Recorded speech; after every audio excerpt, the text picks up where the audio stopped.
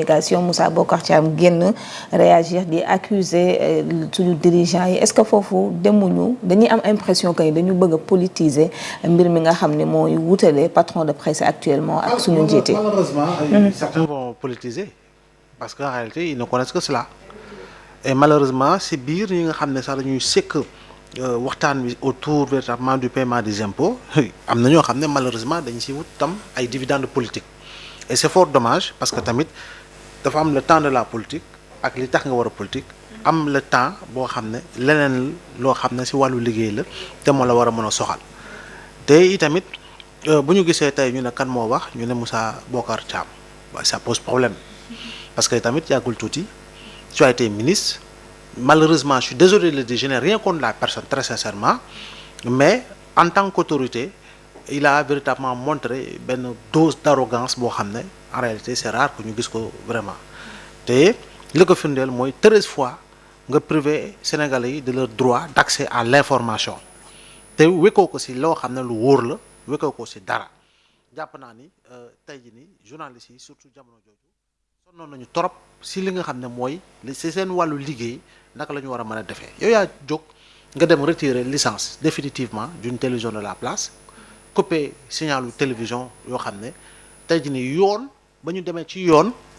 daa ngis Cour suprême Senghor dafa jox dëgg ñi nga xam ne ñoom nga coupé internet donc tegoo ko woon ci dara tu étais véritablement dans un engagement politique pour wane véritablement au prince bi nga xam ne il est quelque part à la source de tout ce qui se passe parce que yow moomoo l'impôt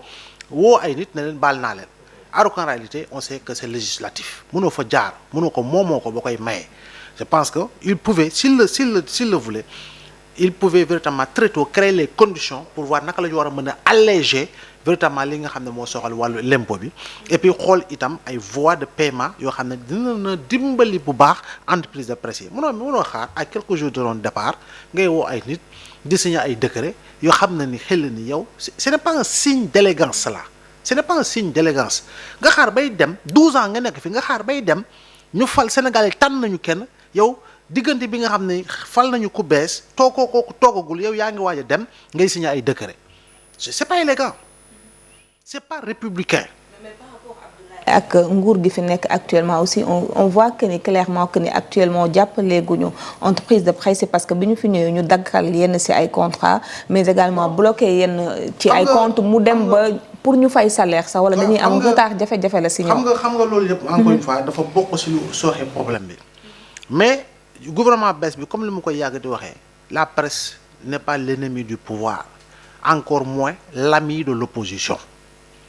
loolu il faut ñu fàttali ko toujours nag ñi nekk ci nguur nañu fàttali li sëñ Bass wax démb rek Touba bu ñu tënkoo ci loolu rek defe naa ni wax bi dafay jeex te itamit xam nañu xel ni ñoom ñi nekk ci nguur gi tamit ay la yowoon Senghor yàggul tuuti bërki démb am na loo xam ne nag ci wàllu média wane woon nañu péete goo xam ne c'est-à-dire que nañuy gën di suuxalee ñi fi nekk jamono ji rek moo leen soxaloon donc loolu tamit jafe naa ni dafa nekkoon un problème majeur c'est li nga xam mooy le traitement lié à l'information xam nga dem nañu ba xëy Senghor këru yéenekaay titré à la une au soir des élections locales ne Abdoulaye Diouf Sarr gagne partout dans Dakar gis nañu ay këru yéenekaay xëy au soir du 24 mars 2024 Amadou Ba gagne au premier tour l'élection présidentielle mais c'est grave te pourtant les gens ne pointent pas du doigt ci aspect yooyu c'est extrêmement grave que l'on soit dans une forme de gueubalisation je dis bien de gueubalisation de l'information parce que c'est des méthodes yoo xam ne en réalité comme Yoro Dia comme ni mu koy waxee moom nii mais c'est des méthodes hitlériennes yoo xam ne yàlla naka fausseté de l'information ngay jiital mais loolu ça n'honore pas la presse mais lan moo lu waral loolu da ngay xool kan moo nekk ci këru yéenekaay boobu en réalité c'est un piètre politicien ñu baal ma ci kàddu bi koo xam ne en réalité stabilité wu Sénégal ak waxi dëgg ak li tënk Senghor tënk calal di éthique ak déontologie ak sens élevé de la responsabilité nekkul ci moom c'est un prébendier il est à la recherche de strapontin et de sénécure malheureusement te loolu nag jamono ji bu fekkee dafa gangréné le secteur de la presse jafe-jafe dafay am léegi nag ñii fi nekk encore une fois leur rôle ce n'est pas véritablement de créer les conditions d'une mort certaine de la presse. Parce qu'une démocratie sans presse, c'est loin d'être une démocratie. Elle se transformerait en une anarchie informationnelle parce qu'il y a les nouveaux directeurs de publication et les nouveaux directeurs de publication et les nouveaux rédacteurs en chef bon ñu nekk seen kër ubbi réseaux sociaux yi di dugal information. Ces informations-là ce sont des informations pour la majorité erronées.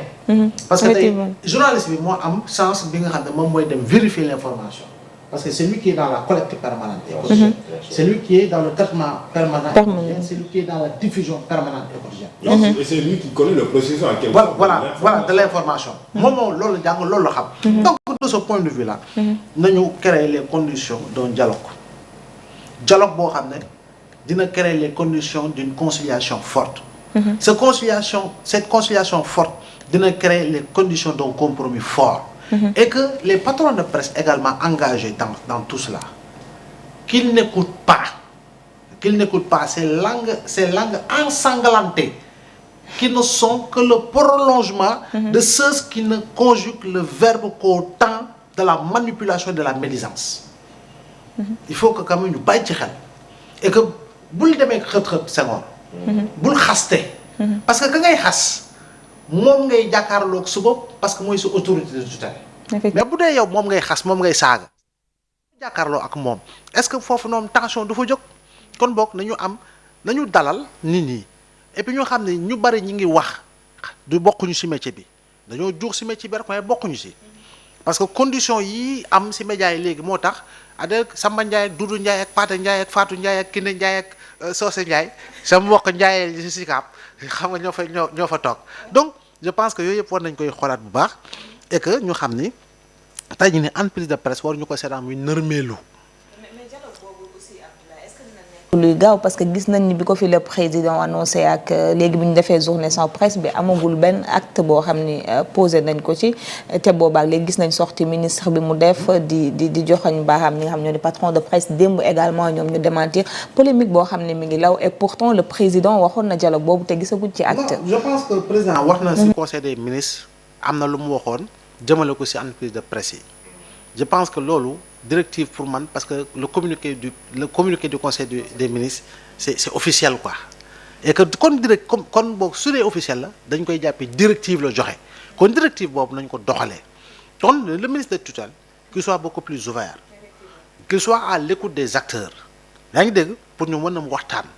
waaye nag bu kenn taxaw ne yoralu ma impôt fayuma impôt nangam léegi nañu créer conditions yi tax comme ni ko Senghor waxee ñu war a gën a mën a yombal pay boobu ba nga xam ne du créer ay conséquences ci doxalinu entreprise bi parce que tamit nu ma ko yàgg a waxee maire bi toog ci buntu leeral di jaay beñe léeg-léeg waa maire bi fekk ko fi voilà jox ko voilà waaw moo fa toogee mënu ma fa def 30 minutes te waa ji ñëwul te waa ji bu saa yu ñëwee mu génnee weccet jox ko donc je pense que maire boobu patron de presse yi ils ne sont pas plus sénégalais que maire boobu voilà juuti lay fay kon bokk nañ ko xamee noonu kon lu ñu war a fay la waaye nag dañu waxtaan ba nga xam ne fay bi du gaañ kenn et que ñu xam ne en fait secteur bi ñoo ko bokk c'est-à-dire que li ëpp ci patron de presse yi li ëpp ci ñi nga xam ne ñoo di patron yi la majorité ne sont pas des journalistes te ñoo fi ëpp te ailleurs dans le monde itam les véritables magnats de la presse ne sont pas des journalistes donc passion la ñu am ci secteur bi ñoo investir ci kon boog nañu créer conditions yooyu et puis tamit nañu réfléchiraat bu baax sur un modèle économique beaucoup plus viable nañu jëm itam ci li nga xam mooy la réforme de la loi sur la publicité loolu yëpp jàpp naa ni dina nekk ay dividendes économiques yoo xam ne dina mën a dellu ci këru këru liggéeyukaayu ci wàllu privé bi ba nga xam ne effectivement daañu mën a minorer les conséquences ci li nga xam ne mooy li ñuy dund parce que tey ce n'est pas la première fois que l'on parle de la situation d'une situation économique cette précarité économique yàgg na bona mala gars yi dañu doon soox rek mais précarité économique dans le monde des médias du léegi donc il faut que kon ñu repenser le modèle économique avec le soutien de l'État évidemment parce que sans l'État kenn mënut a dem avec le soutien de l'État et puis ñu xool nu ñu war a mën a avancer ndoo pour véritablement gën a am secteur bu gën a viable sur le plan économique et que tamit ña fay liggéey gën a gis seen bopp ci loolu. D'accord. li ma gën a jaaxal Abdoulaye boo xoolee li nga xamante moom mooy chiffres yi